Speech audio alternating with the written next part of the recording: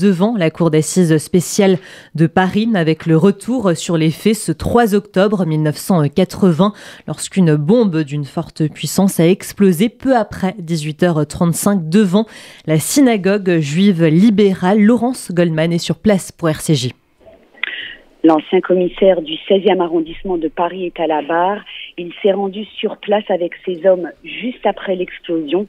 Il décrit la scène de crime et l'ampleur des dégâts provoqués par la bombe, des portes cochères défoncées, des vitres brisées jusqu'au 5e étage des immeubles, des voitures calcinées et renversées au milieu de la rue, des fumées, des flammes, une quarantaine de blessés et les corps de 3 personnes tuées sur le coup.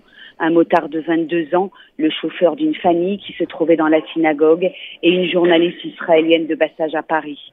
La 4e victime, grièvement blessée, le concierge d'un hôtel situé en face, décédera 2 jours plus tard. La charge explosive est de très forte puissance. En témoigne ce cratère de 30 cm sur 50 sur la chaussée. La bombe a été déposée sur une moto garée à quelques mètres de la synagogue.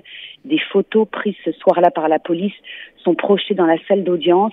Elles témoignent de la violence de la déflagration dont le souffle a été ressenti jusqu'à la place Victor Hugo.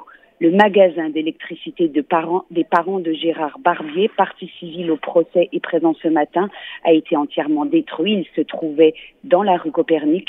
Plusieurs personnes présentes à l'intérieur, dont sa mère, sont blessées et recouvertes de sang.